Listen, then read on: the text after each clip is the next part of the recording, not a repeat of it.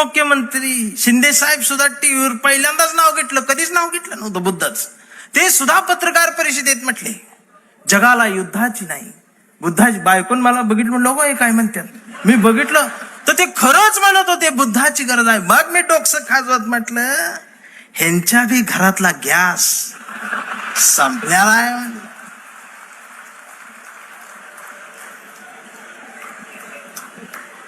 साधना आहे. अहो काय चाललंय काय आमचं, आम्ही काय घ्यायला पाहिजे. आम्हाला चांगल्याच्या मागे जाता येत नाही. राऊत साहेबांचं काल शब्द इकडे तिकडे झालं लगेच अश्लील बोलले, हे म्हणले ते हे फेक अकाउंट काढून ठेवलेत तुम्ही. ती अकाउंट देशपांडे नावान आणि शिवाय आई बहिणीवर ना. हे देशपांड्यांचा अपमान नाही का महाराष्ट्रात. हे जे जमात वाढवून ठेवल्या ना तुम्ही सत्तेसाठी, एक दिवस तुमच्या घरातल्या अब्रूला हात घालल ना, त्यावेळेला तुम्हाला आमच्या आठवणी येतील. खराचं प्रकरण ज्यावेळी टीव्हीवर आलं, महाराष्ट्र हादरला, त्यावेळेला महाराष्ट्राच्या मनात नाही तर अख्ख्या देशाच्या मनात एकच नाव आलं, डॉक्टर नरेंद्र दाभोळकर.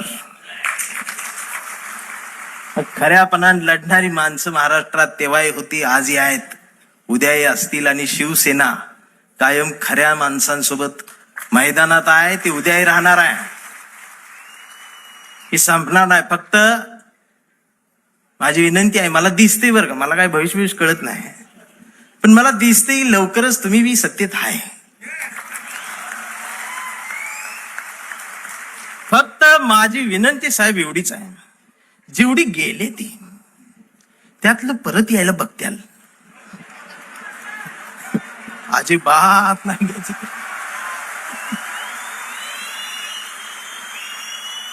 पाया पडतेल येऊन, त्यांचं दुःख आहे हो, त्यांना तुम्ही शिव्या देऊ नका. मला माहित आहे दररोज उद्घाटन करतात, दररोज सत्कार करतात, पण घरी गेल्यावर दार लावून रडतात. हे मग तर मलाच माहित आहे, दार लावून साहेबांचं नाव घेऊन रडतात. मी म्हणतोय त्यांना, मी येऊ खांदा द्यायला नको म्हणते.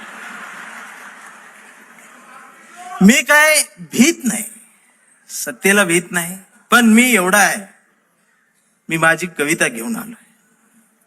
पाखरांच्या चोची मधला घास व्हावी कविता, पहिला आणि शेवटचा श्वास व्हावी कविता, कोसळावेत थेंब भुईत मातीचा वास व्हावी कविता, उगवावा पिंपळ एक प्रवास व्हावी कविता, त्याच पिंपळाच्या सावलीला मानवतेचे गीत गाणारी बुद्ध व्हावी कविता, मी करावे पाखरांच्या हवाली तिला मग शुद्ध व्हावी कविता, हिंदूंच्या कंठामध्ये सलाम अलिकम सलाम व्हावी कविता, मुस्लिमांच्या भाळावरचा नाम व्हावी कविता, मंदिर मशीद बांधणाऱ्यांच्या कपाळाचा घाम व्हावी कविता, इंद्रायणीत तरलेला तुकाराम व्हावी कविता, आणि या देशाच्या मातीत विज्ञान पेरणारी अब्दुल कलाम ही व्हावी कविता. ही कविता प्रबोधनकार ठाकरेंच्या विचारांच्या वारसदारांकडूनच येऊ शकते. आमच्या लक्षात येत नाही, आम्ही कुणाजवळ जाऊन बसावं आणि कुठून उठून जावं, ह्याला ज्याला जमलं त्यालाच आयुष्य कळलं. जाणारच आहे ना एकदा तरी, काय राहणार आहे तुमचं. अख्ख्या महाराष्ट्राच्या मनावर राज्य करणारा, हृदयाच्या कप्प्यात बंद झालेला आमचा अजितदादा सारखा नेता अचानक गेलाच ना. काय नेलं सोबत. आणि दादा गेल्या दिवशी दुसऱ्या दिवशी कुटुंब शपथ घेत होतो पण मंत्रीपदाच्या. हा विनोद नाही, हा विनोद नाही, ही वेदना आहे, पर्याय नाही. काय राहते आमचं. आज कितीतरी अधिकारी भ्रष्टाचारात हे आहेत ते आहेत. समोर एखादं वंचित पिचलेलं येतं ना, त्याच्यासाठी कुणाचाच फोन येत नाही, त्याच्यासाठी कुणीच फोन करत नाही, त्याच्यासाठी कुणीच दबाव टाकत नाही. जर अधिकाऱ्यांनो तुम्ही फक्त त्याला बसवून पाणी प्यायला दिलं आणि कुणाचाच फोन न येतात जर त्याचं काम केलं ना, तर संध्याकाळी स्वाभिमानाची झोप लागते. याचा विसर पडला म्हणून बाळासाहेब ठाकरे यांना कुंचला सोडून हे बोट उचलावं लागलं.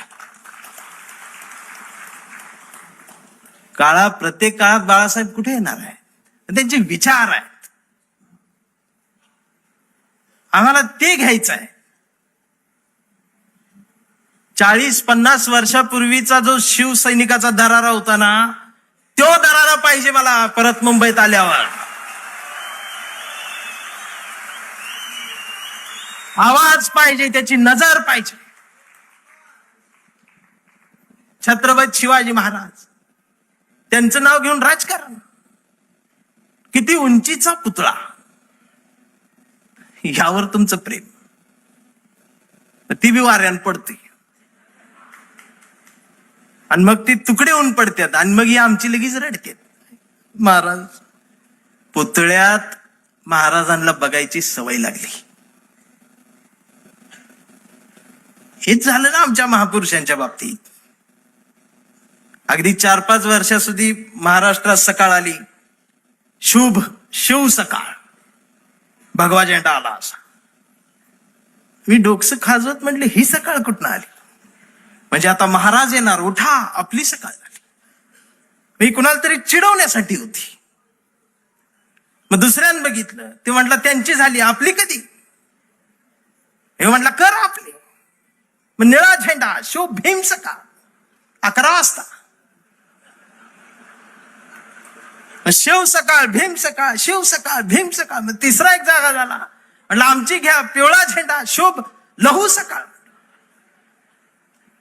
या सकाळ आल्या कारण महापुरुषांच्या पुतळ्याजवळ मेंढरांची गर्दी वाढली. ही पुतळ्याजवळ वाढलेली मेंढरांची गर्दी जोपर्यंत पुस्तकांजवळ, विचारांजवळ येणार नाही, तोपर्यंत यांना काय कळणार आहे? रात्रीचे 1:30 वाजता आमदार शिव्या देत फोन करून त्या प्रकाशकाला. मी ऐकली, त्या ऐकली. 8 मिनिटात 36 शिव्या आहेत.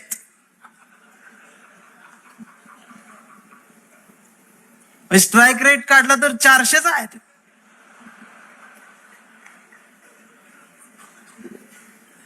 मला त्याचं वाईट नाही वाटलं, पण त्यांच्या घरी त्यांच्या मिसेस आहेत, आई आहे, मुलगी आहे, ही नीट बोलत असेल. आणि बाळासाहेब असते तर मातोश्रीवर बोलवून 400च्या स्ट्राईक रेट ना. बाळासाहेब नसले काय झालं? तुमच्या मनगटात तो विचार आहे ना, तो स्वाभिमान जिवंतच ठेवा. ही गरज आहे.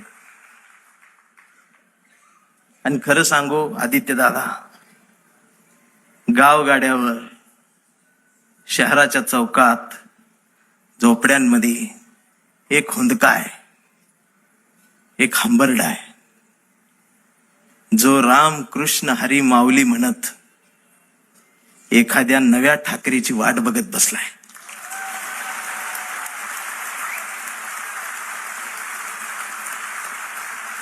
आणि